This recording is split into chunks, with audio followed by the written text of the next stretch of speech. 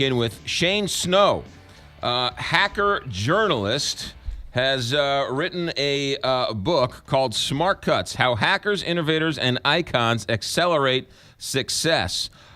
Shane, welcome to Big 550 KTRS. Thank you. It's a pleasure to be here. Explain your book. Sure. Well, so hackers usually have this kind of negative concept, right? They steal celebrity photos.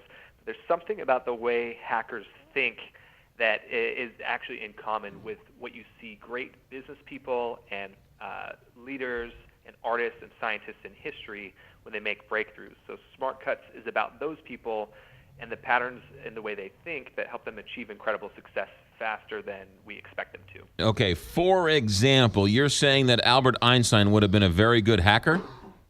Absolutely. He took one of the great sort of rules of his day, which was Newton's laws of gravity, the Newtonian laws, and he said, well, what if these aren't exactly right? What if these aren't true? Which is something that no one else was willing to sort of question. And when he did that, that's how he came up with the theory of relativity, which has helped us, create all sorts of things in modern society. So he was the definition of a hacker, someone who doesn't take the rules at face value. And a lot of times when I say rules, what I really mean are assumptions, the conventions of your day. So Einstein exactly fits the model. Well, it's actually interesting because would you rather have some hacker who just wants to hack in to sort of see if they can do it, poke holes in your security system so they can be fixed, or do you want some really bad guy with some devious ideas to break in?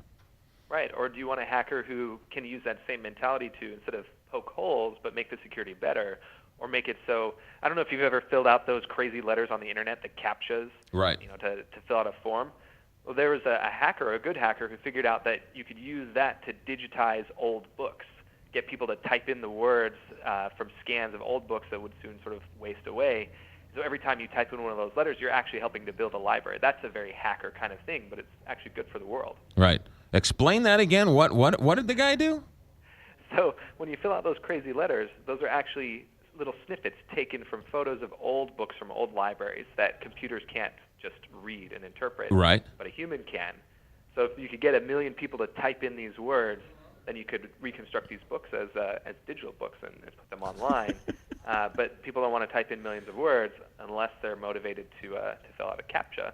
So it's kind of this counterintuitive approach to solving a problem that very much what a hacker might do to, say, break into a security system, but in this case, people inadvertently are, this hacker means, helping to make the world a little better.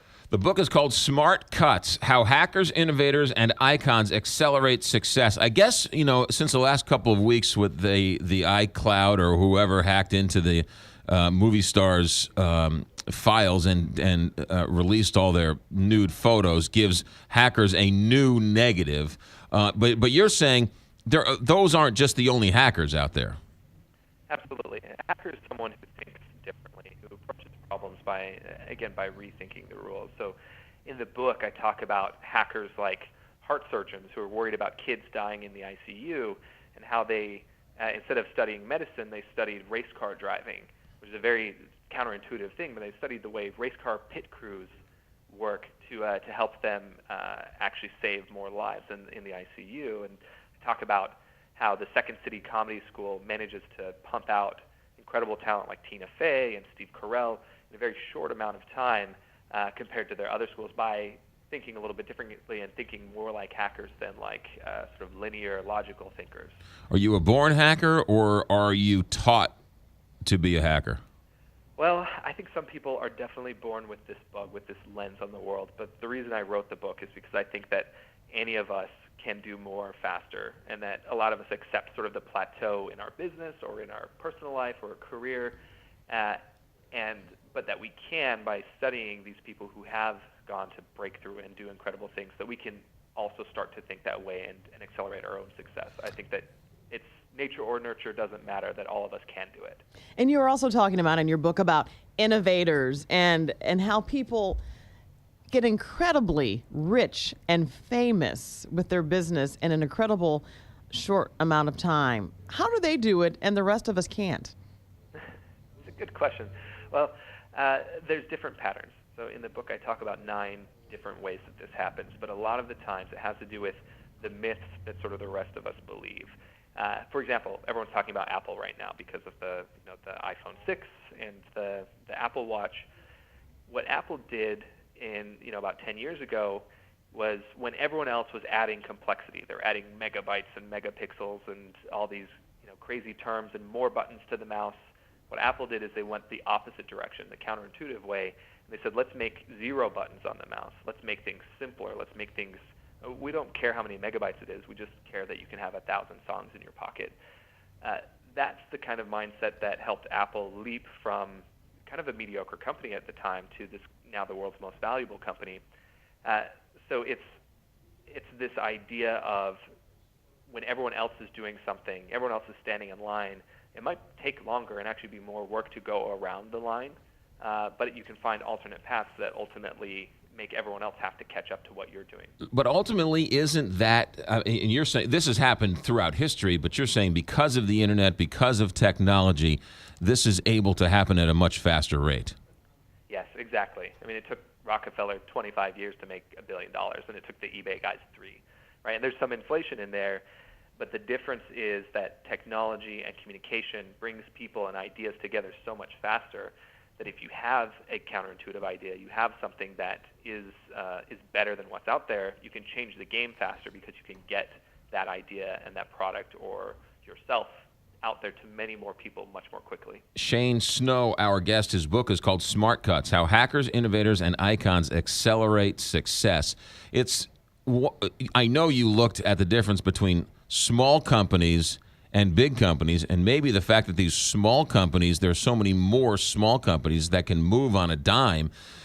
Apple, and as great as they are, and Microsoft, they can't do what Google did when Google was 2 or 3 guys. It's true. I mean, it's hard to move a cruise ship versus a speedboat. The thing that you see in these big companies, though, that some of them manage to keep building and to keep accelerating while others don't. And I think Apple, again, is an example in some cases of this. But there's other companies like, say, Salesforce, whose stock just continues to go up. Or I'm really obsessed with what's happening with Tesla or SpaceX. The thing that those companies do differently is they manage to reinvent themselves. So Apple had, the iPod, which is this incredible product that had, sort of taken them out of obscurity again, made billions of dollars, and then they released a product that cannibalized the iPod, that made it essentially obsolete, the iPhone. People stopped buying the iPod, or many people stopped buying it to buy the iPhone, but the iPhone changed the game for the rest of the industry. So Apple was willing to take that kind of risk that a lot of companies aren't. When digital cameras came out, Kodak was very loath to get into digital because they had this huge business in film cameras, and they actually lost all their market share because of that. So that's the big difference. A big company can still do it, but they have to sort of recycle and sort of throw out the old from the inside out in order to keep going quickly. It's really, really interesting. The book is called Smart Cuts: How Hackers, Innovators, and Icons Accelerate Success. Shane Snow, thanks for checking in. Have a safe day, and good luck with the book. Likewise. Thank you very much. You got it. 8:30 here, Big 550, KTRS.